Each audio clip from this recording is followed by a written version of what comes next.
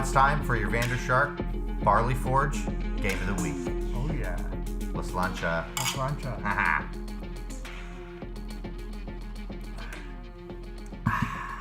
You know we're talking about the Kansas City Chiefs and the Los Angeles Rams. The Los Angeles Rams. Not the St. Louis Rams. Coming off of a loss, however, I might say. Oh, yeah. And, a loss. Their first of the season.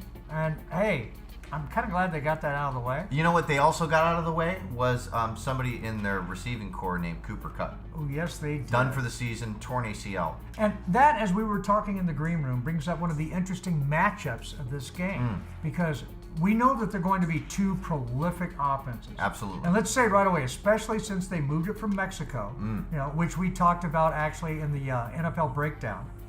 All right. You can actually would have taken the under in Vegas if it was in Mexico. 100%. The field was horrific. Field quality was horrific. Both teams are fast. But now they need speed.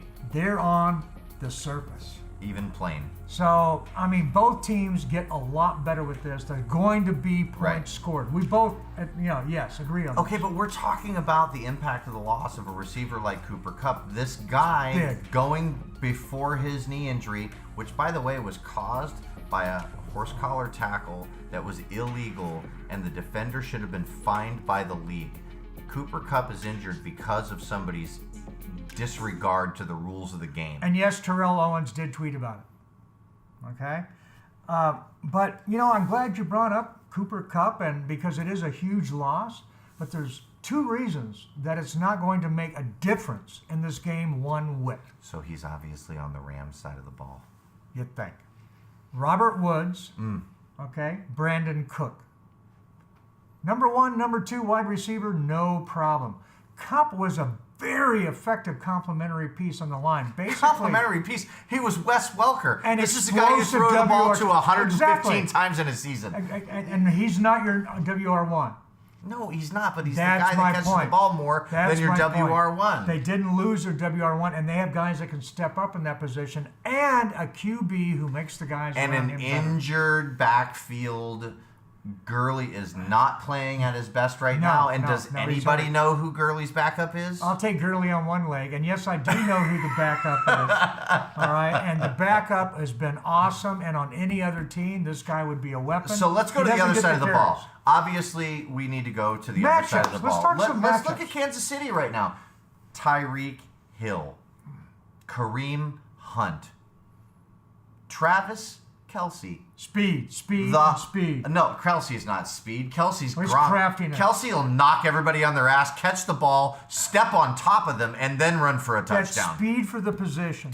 At that size, you're not supposed to be that There's fast. one tight end I would rather have than Travis Kelce in the entire league right now. And if he stays healthy, it's Eric Ebron. That guy will catch anything. He's pretty nasty. So, going back, come on. But I agree with you. Kareem Hunt, Tyreek Hill, Travis Kelce, Mahomes on a roll like no rookie has seen since 1984 when Dan Marino stepped into the NFL and said, "Hello, bitches, here I am." I think you're onto something because we all know how that worked out for Marino. Yeah, he went to the Super Bowl. I don't care if you won it. How many rings did he end up with? Fine, how many rings did Jim Kelly have? The same. Do you know how you spell Bills? I love your heroes. Bills. Is that the same they number lost of letters? 4 Super Bowls in a row. L-O-S-E-R. Shorter. Dan Marino threw for 64,000 yards in his career. You're getting Mahomes, excited. you have a lot to prove. You're getting excited about teams that came in second. I'm going to let you do that. All right? I'm going to talk about winners, okay? And by winners, I'm talking about a coach on both sides of the ball, Andy Reid and Sean McVay. Yeah. I love that. An old guy that brings it, and he's creative, and uses everything, and a young guy who does the same thing. Who came from his school. I love that matchup, man. I love that. It's going to be great. We'll see who ends up on the winning side of the ball. Let's talk about matchups. Matchups make the difference here, Sure. okay? This is the breakdown. Let's look at the matchups. You ticked off all these guys that are dangerous. Sure. Okay. On the other side of the ball, there's a guy that came from Kansas City, and whenever a team lets a guy go, these are professional athletes. They're the master of motivation. Sure. What do? They use it as motivation. That they do. And they are going to make you pay. Now, this is a team that they don't normally play each other. AFC, NFC, no big history. Sure, right? I think they've played each other 11 times in their career. Not much, Not because much. they have a long history. Okay. And by the way, I think Kansas City wins that matchup. I think it's 7-4 last time I checked. John, is that hurts. right? That hurts. All right. We got the big nod from John, so it must be right. It's if right. John's nodding, it's right. Okay. And so what we're saying here is the motivation isn't for the team, but when you take an individual player in a prime position, a guy that can change a game, turnovers, Right. and he's motivated, yeah, let him lock up on these guys. Sure. Yeah, I'm looking for that. And Sure. then you flip it over. Okay, they're going to attack the other side, right? Aqib Talib. You ever hear him?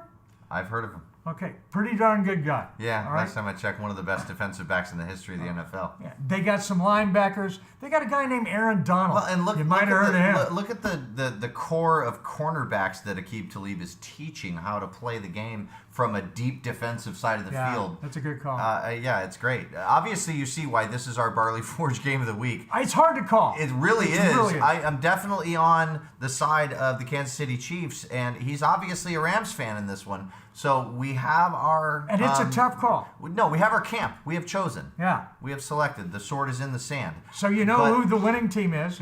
You know who the losing team is. Listen, you're lucky so far. Our record is not great. If you look at my... Better to be lucky than good. I can't... I can beat good. I can't beat luck. No one can beat lucky. You know, it's like the Eagles from last year. Okay, moving on. Exactly. Bada bing. All right, we know who we pick. All right.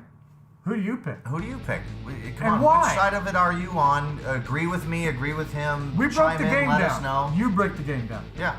And if you hit something good, especially if it comes true in the game, you call something out, love to talk about it again. Sure, let's create the banter. Just comment below. Van or I will respond directly, we promise. All right. Until next week, This is VanderShark. the Barley Forge. Let's launch it.